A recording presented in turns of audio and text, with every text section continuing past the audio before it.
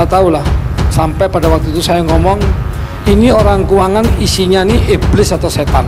Jadi itu hal yang masuk akal, bukan sekedar karena otonomi daerah, tapi karena fakta ketidakadilan itu. Surplus di Riau itu disedot ke pusat dan tidak kembali ke Riau. Makanya maksud saya, kalau Bapak tak mau ngurus kami nih, pusat tidak mau mengurus Meranti, kasihkan kami ke negeri sebelah. Kan saya ngomong, apa perlu Meranti ke senjata? Jadi masuk akal kalau Pak Bupati itu berang gitu, dan bahkan bersifat terlalu terang-terangan untuk mengancam bahwa sebaiknya kita pindah aja tuh, kita jadikan ini provinsi kesekian dari Malaysia misalnya. Saya enggak mandang Bapak di sini, aku tinggalkan lagi ruangan.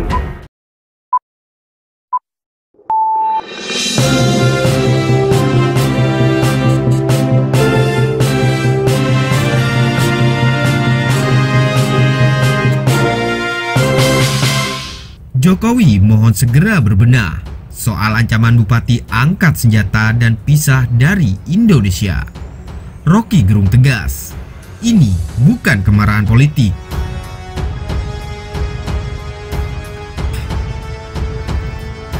Publik dihebohkan dengan video yang menampilkan keberanian Bupati Meranti, Muhammad Adil, yang mengkritik Kementerian Keuangan terkait dana bagi hasil minyak di wilayah yang dipimpinnya.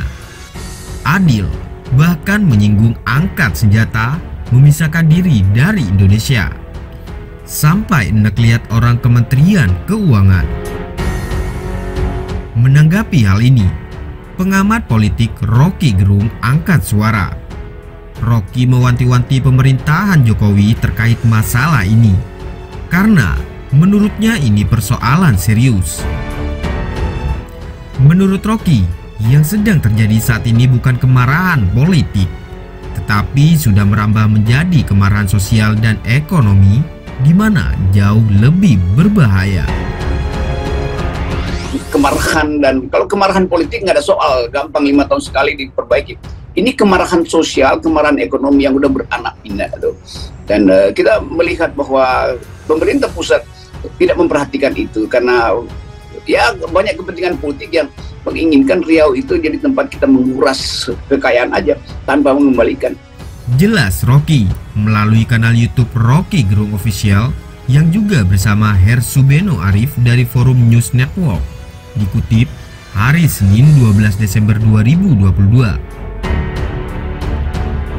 Rocky menganggap merupakan hal yang wajar, termasuk soal ancaman pisah dari Indonesia, sebagaimana yang diutarakan oleh Bupati Meranti. Hal itu karena menurut Rocky, Bupati tersebut sudah merasakan ketidakadilan yang didapatkan dari pemerintah pusat terkait regulasi yang ada. Jadi masuk akal kalau Pak Bupati itu berang gitu, dan bahkan bersifat terlalu terang-terangan untuk mengancam bahwa sebaiknya kita pindah aja tuh, kita jadikan ini provinsi kesekian dari Malaysia misalnya tuh. Jadi itu hal yang masuk akal, bukan sekedar karena otonomi daerah, tapi karena fakta ketidakadilan itu. Surplus di Riau itu disedot ke pusat dan tidak kembali ke Riau. Rocky yang mengaku telah berkali-kali ke kawasan Riau, memang mengakui potensi sumber daya alam di sana sangat potensial. Sehingga sayang sekali jika masyarakat di sana berkeluh kesah seperti yang terjadi saat ini. Karena saya berkali-kali ke Riau dan memang melihat ada kemiskinan di situ. Padahal itu di atas tanahnya ada sawit, artinya sumber uang. Di bawah tanahnya ada minyak, juga sumber uang. Jadi di atas tanah dan di bawah tanah Riau itu adalah kekayaan. Tapi dia hanya bisa menonton kekayaan itu pergi ke Jakarta tuh.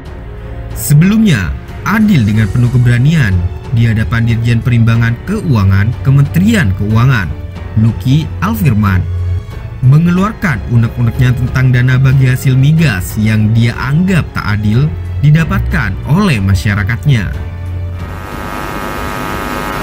Dan kemarin waktu lewat Zoom dengan Kementerian Keuangan,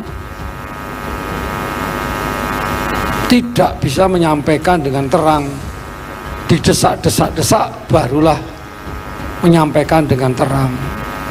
bawah $100 per barel. Sampai ke Bandung saya kejar orang ke Kementerian Keuangan, juga tidak dihadiri oleh yang kompeten.